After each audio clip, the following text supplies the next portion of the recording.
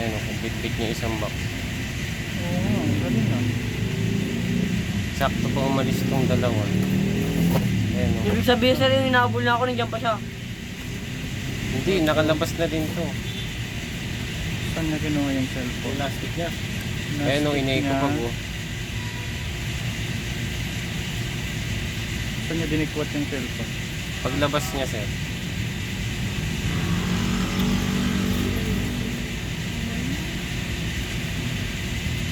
Okay.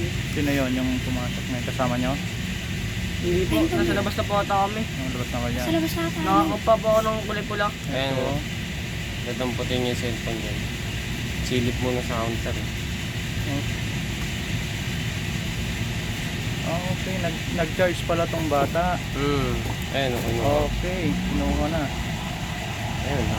Nakuha na. Nakuha na. Kumanan. Dito pumunta sa silip.